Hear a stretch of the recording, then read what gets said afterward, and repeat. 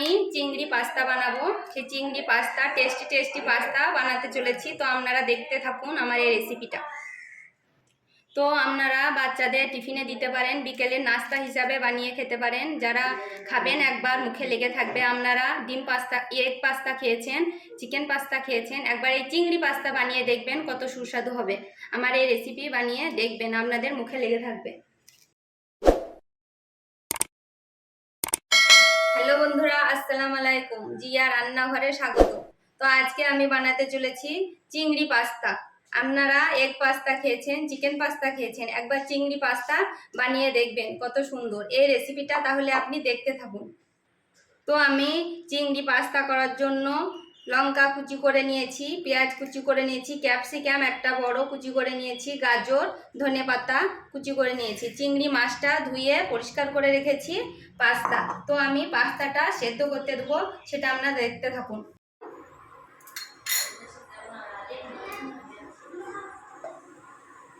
সাদা তেল, লঙ্কা কুচি ফ্লেভারের জন্য, পাস্তাটা আমি দিয়ে দেব।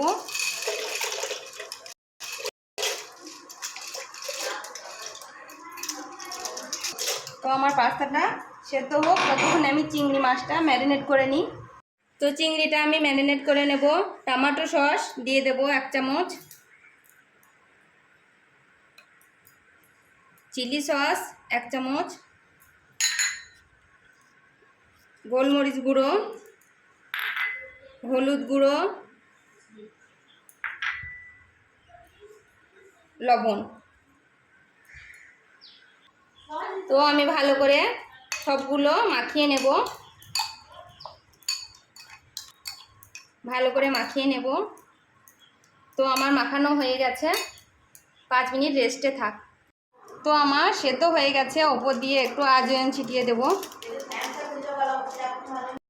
তো 5 থেকে 6 মিনিট আমি সেদ্ধ করে নিয়েছি, তুলে নেব।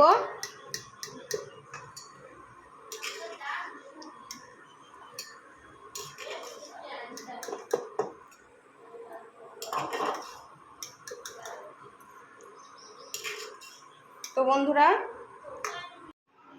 তো আমি ঠান্ডা পানি দিয়ে ধুয়ে নিয়েছি যাতে ঝরঝরা হয়ে থাকে। এবার আমি সাদা তেল দিয়ে দেব, গায়ে গায়ে লাগবে না তার জন্য।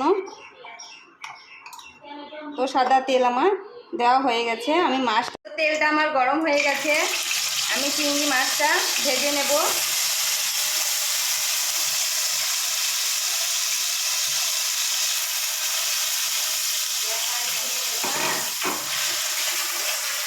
ভালো করে ভেজে নেব।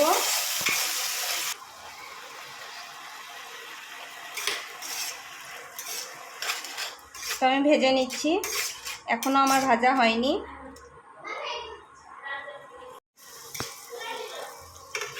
তো আমার ভাজা হয়ে গেছে। বেশি লাল লাল করে ভাজবো না, তাহলে পাস্তার সঙ্গে টেস্টি লাগবে না, তার জন্য। তো আমি চিংড়ি মাছগুলো তুলে নেব, আমার ভাজা হয়ে গেছে।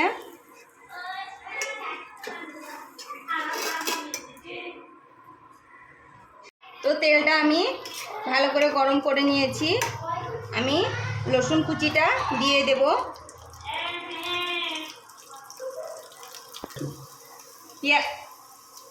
পেঁয়াজ কুচিটা দিয়ে দেব,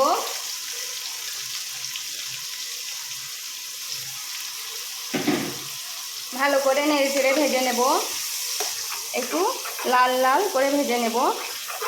ক্যাপসিকাম কুচিটা দিয়ে দেব, গাজর কুচি, সবগুলো ভালো করে ভেজে নেব। একটু লবণ দিয়ে দেব যেন নরম হয়ে যায় সবজিগুলো, তার জন্য। এবার ভালো করে নেড়ে চেড়ে ভেজে নেব যতক্ষণ না নরম হচ্ছে। তো আমি টমেটো কুচিটা দিয়ে দেব।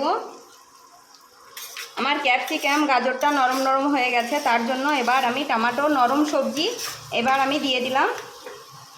লঙ্কা কুচি, যে যেমন ঝাল খেতে পছন্দ করেন সেরকম দেবেন। একটু ওপর দিয়ে ধনে পাতা কুচি, ভালো করে নেড়ে নেব সবগুলো। তারপরে আমি চিংড়ি মাছটা ভেজে রেখেছি ওটা ঢেলে দেব। তা আপনারা দেখতে থাকুন আমার এই রেসিপি, আর আমাকে লাইক কমেন্ট সাবস্ক্রাইব করতে ভুলবেন না। আমার রেসিপিটা যদি ভালো লাগে অবশ্যই করে শেয়ার করে দেবেন। হয়ে গেছে, ভালো করে ভেজে নেওয়া হয়ে গেছে। আমি এবার সসগুলো দিয়ে দেব। চিলি সসটা আমি ফাটিয়ে রেখেছিলাম, 2 চামচ থেকে 2.5 চামচ মতো দিয়ে দিলাম। আপনাদের যেমন হবে সেরকম মাপের দেবেন। টমেটো সস 2 থেকে 2.5 চামচ মতো দিয়ে দিলাম। ভালো করে নেড়ে নেব। মিডিয়াম টু লো হিটে থাকবে, খুব জোরে দেবেন না। ভালো করে নাড়তে থাকবো এরকম করে, যেন তলাতে না লেগে যায়, তার জন্য। তো আমার সব মিশানো হয়ে গেছে, নেড়ে নিয়েছি আমি ভালো করে। এবার আমি চিংড়ি মাছ, যে চিংড়ি মাছটা আমি ভেজে রেখেছিলাম সেটা ঢেলে দেব। তো চিংড়ি মাছটা এই সবজির সঙ্গে ভালো করে নেড়ে নেব।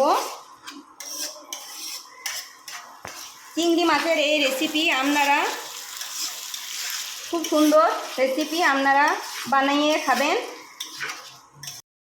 পাস্তা দিয়ে দেব,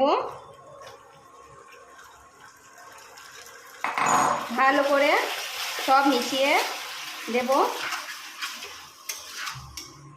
তো বন্ধুরা দেখুন আমার এই পাস্তাটা কত সুন্দর হয়ে গেছে। দেখুন আমার টেস্টি টেস্টি চিংড়ি পাস্তা। তো আমি ওপর দিয়ে এই যে পাস্তা মশলা সেটা ছিটিয়ে দেব।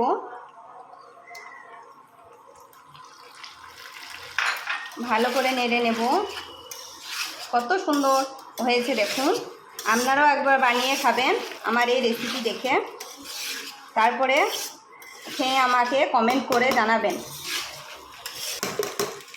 আর এবার মশলাটা নেড়ে দিয়ে ধনেপাতা ছিটিয়ে দেব। তো বন্ধুরা কত সুন্দর হয়েছে দেখুন আমার চিংড়ি পাস্তাটা। তো বন্ধুরা আমি ঢেলে নিয়েছি, কত সুন্দর হয়েছে আমার চিংড়ি পাস্তাটা দেখুন। আর আমাকে লাইক কমেন্ট সাবস্ক্রাইব করতে ভুলবেন না। আমাকে প্লিজ প্লিজ প্লিজ লাইক করে দেবেন, সাবস্ক্রাইব করে দেবেন।